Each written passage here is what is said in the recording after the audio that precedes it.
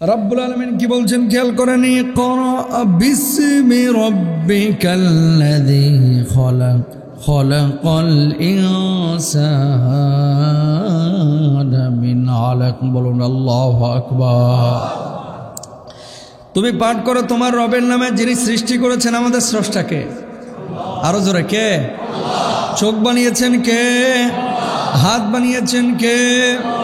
বানিয়েছেন আল্লাহ। সে আল্লাহ রাব্বুল আলামিন বলছেন তোমার রবের নামে পড়ো। এখন আপনি এমন পড়া পড়লেন যে পড়ার পর আপনি ঘোষণা দিলেন পড়ালেখা করে যে গাড়ি ঘোড়ায় চড়ে, সে পড়ালেখা করলে যে গাড়ি ঘোড়ায় চড়তে হবে এরকম কোনো জরুরি বিষয় আছে? স্বপ্ন দেখাবেন না ছেলে মেয়েদেরকে এরকম, বুঝছেন কথা? একটা ছেলে যখন ভালো করে পড়াশোনা করবে সে কোন জায়গায় পৌঁছাবে এটা নসিবে যেটা আছে এটা কিন্তু আল্লাহ লিখে রেখেছেন। আপনার আমার পড়ার উদ্দেশ্য কি? আপনার আমার পড়ার উদ্দেশ্য হচ্ছে অন্ধকারের জীবন থেকে আলোর জীবন পাওয়া, ঠিক না? এই অন্ধকার থেকে আলোর জীবনে ফেরার জন্য যা পড়াশোনা দরকার আমি তা পড়াশোনা করব, মানে যেটা আল্লাহ তাআলা বলেছেন। এলেম অন্বেষণ করা, অর্জন করা ফরজ। কোন এলেম? দ্বীনের এলেম, যেটা শেখা বা শিখলে মানুষের কল্যাণ হয়, আল্লাহর দ্বীনের কল্যাণ হয়, নবীকে চেনা যায়, আল্লাহকে চেনা যায়, ইসলামের কল্যাণ হয়। এই যে ডাক্তারদের চিকিৎসা বিজ্ঞান, মানুষের কল্যাণ হয় না? হয়। ইঞ্জিনিয়ারিং যারা পড়ে, বড় বড় বিল্ডিং বানাচ্ছে, রাস্তাঘাট বানাচ্ছে, মানুষের কল্যাণ হচ্ছে। অবশ্যই এগুলো সওয়াবের কারণ হবে। আর এমন পড়া পড়ছেন যেখানে মানুষকে আস্তিক থেকে নাস্তিক বানাইছে। এই পড়া দিয়ে জান্নাত তো দূরের কথা, জান্নাতের গন্ধ পাওয়া যাবে না, জাহান্নাম হবে, ঠিক কিনা বাইরে? আবার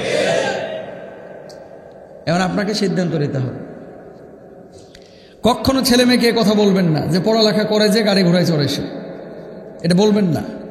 কেন বলবেন না এবারও শুনেন। পড়ালেখা করবেন দেশের জন্য, জাতির জন্য, রাষ্ট্রের জন্য, দ্বীনের জন্য। পৃথিবীর আপনার এলাকার সব শিক্ষিত ছেলেমেয়েরাই কি সরকারি চাকরি পায়? এটা সম্ভব? কেন সম্ভব না বলেন তো? 8 কোটি 10 কোটি পোলাপান যুবক, সবাই যদি সরকারি চাকরি দেয়, সরকার বেতন দেবে কোত্থেকে? এটা সম্ভব না। আর রিজকু মাকসুমুন, একটা জিনিস আমরা ভুল বুঝি, রিজিকটা বন্টিত। পৃথিবীর সব শিল্পপতি কিন্তু সরকারি চাকরিজীবী না। আপনার এলাকার সব ধনী মানুষগুলো কিন্তু সরকারি চাকরিজীবী না, বরঞ্চ গরিবই বেশি সরকারি চাকরিজীবী। কথা বলেন না কেন?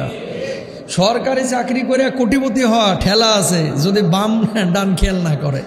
হারাম বা ঘুষখোরদের কথা ভিন্ন, ওরা তো আউট অফ সায়েন্স, ওরা ওরা ওরা সাবজেক্টের বাইরের বিষয়। যারা ঘুষ খায়া, ওই বকশিস লয়া, ওই আরেকজনের টাকা মারিয়া, ফাইল আটকায়া, পিস্তল ঠাকায়া, কলম আটকায়া, এরকম যারা টাকা পয়সা কামায় এদের কথা ভিন্ন। বৈধভাবে সরকারি চাকরি করিয়া যদি প্রধানমন্ত্রীও হন, শিল্পপতি, প্রধানমন্ত্রীর বেতন কত? 3.5 লাখ। আচ্ছা মানলাম 4 লাখ। 4 লাখ যদি হয় তাহলে 4 বারণ কত? 48 লক্ষ টাকা পার ইয়ার ইনকাম। একজন প্রধানমন্ত্রীকে আপনার আমার মতো তুরাক বাসে ঝুলে যায়?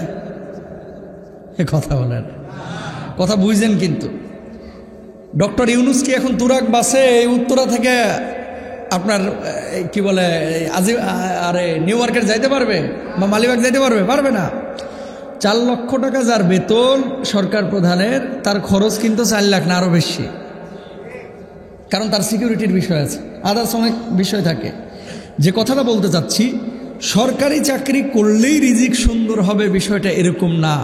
রিজকের ফয়সালা জমিনে হয় না, আসমানে হয়। আপনার টার্গেট থাকবে হালাল ওয়েতে উপার্জন করা আর আল্লাহর জন্য এলেম অর্জন করা। রিজক আমি চেষ্টা চালাবো, ফয়সালা আল্লাহর ওপর হবে, আল্লাহ তাআলা করবেন। তাওয়াক্কুল আল্লাহর ওপরে করব। একটা সাগরের নীল তিমি প্রতিদিন 8 টন গোশত খায়। কয় টন? বুঝে নাই বাঙালি। 8 টন মানে 1 ট্রাক গোশত একটা নীল তিমি খায় প্রতিদিন। 1 ট্রাক গোশত। গোটা দুনিয়ায় নীল তিমি তো মাত্র একটা। বুঝে রয়েছে? কয়টা? একটা না একাধিক? হাজার হাজার নীলতিমি আছে। নীলতিমিগুলোকে 1 ট্রাক করে গোশত যিনি খাওয়াচ্ছেন তিনি কে? ও কি সরকারি চাকরি করে? ব্যবসা বাণিজ্য করে? বনের সিংহকে আল্লাহ গোশত খাওয়াচ্ছে। সিংহ কি ঘাস খায় না গোশত খায়? তা আপনি দেখি মাসে 3 দিন গোশত খান, আর সিংহ দেখি 3 বেলা খায়। কথা কয় না? ইশারা কার? ভাত চাল এগুলো নীলতিমি খায় না, এরা খায় খালি গোস্ত টাইপের জিনিস। বুঝতে পেরেছেন? তো একটা নীলতিমিকে যদি এক ট্রাক গোস্ত দিতে পারে, হাজার হাজার বনের বাঘ সিংহকে যদি আল্লাহ সুবহানাহু ওয়া তাআলা প্রতিদিন 3 বেলা 4 বেলা করে গোস্ত খাওয়াইতে পারে, আপনি আমি 3 বেলা পারতেছি না কেন, মাসে 2 দিন 3 দিন কেন গোস্ত খাচ্ছি? আপনি বলবেন আমার টাকা আছে, আমি এমনি খাই না, শরীর খারাপ তাই। শত শত মানুষ এই দুনিয়ার বুকে আছে, বাংলাদেশে আছে, যারা গোস্ত খাওয়ার 3 দিন আগ থেকে হিসাব করে যে টাকাটা আমি কোথা থেকে অ্যারেঞ্জ করব। কথা বলেন ঠিক কিনা? অনেক টাকা বলার একটা মাকসাদ আছে। ছেলে মেয়েদেরকে যখনই আপনি বলতেছেন যে পড়ালেখা করে যে গাড়ি ঘোড়ায় চড়ে সে, এই দেশের মধ্যে সবাই সরকারি চাকরি পাবে না, সবাই গাড়ি ঘোড়ায় চড়তে পারবে না, এটা মিথ্যে কথা। কারণ তকদির আপনি জানেন না সামনে এই ছেলেটা কোথা থেকে রিজিক পাবে, ও রিক্সা চালাবে না প্রাইভেট কার চালাবে, এটাকে আপনি জানেন? তো বাচ্চাটাকে যে বলতেছেন যে পড়ালেখা করে যে গাড়ি ঘোড়ায় চড়ে সে, আপনি বলার পরে তার ভিতরে এই চেতনাটা জাগাইলেন যে পড়াশোনা কর, গাড়ি ঘোড়ায় চলবি। পড়াশোনার পরে যখন দেখে যে গার্মেন্টসে চাকরিও পাইতেছে না, চিন্তা করে যে এতদিন যে শুনলাম গাড়ি ঘোড়ায় চড়া যায়, গাড়ি কই, রিক্সাও তো পাইতেছি না, কথা ঘন্টা কাটা। তখন কি হয়, তার ভিতরে একটা ইফেক্ট পড়ে। এর জন্য দিনের বার্তা কি জানেন? দিনের বার্তা হচ্ছে পড়বো কার জন্য? ইকরা বিসমি রব্বিকাল্লাযী খলাক। বিসমি, আল্লাহ বলছে পড়ো তোমার প্রভুর নামে। কার জন্য পড়বো?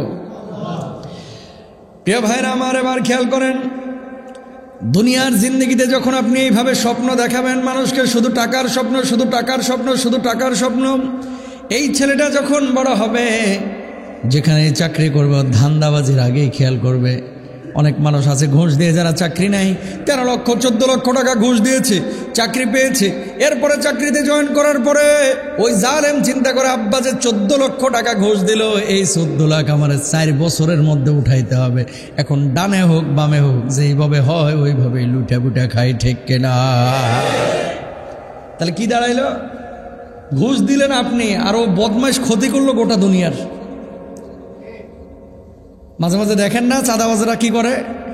অনেক সময় দেখেন না ওই যে মামুরা চাঁদাবাজি করে, এই বেটা টাকা দে, চলতেছে না সংসার। স্যার বেতন তো পান, টাকা পয়সা নাই স্যার। কয় টাকা আছে? 20 টাকা আছে, ওইটাই দে। কথা বলেন না কেন? 20 টাকা আছে, ওইটাই দে, ছাড়বে না। ও কাকা, আপনি 20 টাকা খাইলেন না, জাহান্নামের আগুনকে পেটের মধ্যে ঢুকাইলেন। কথা বুঝতে পেরেছে?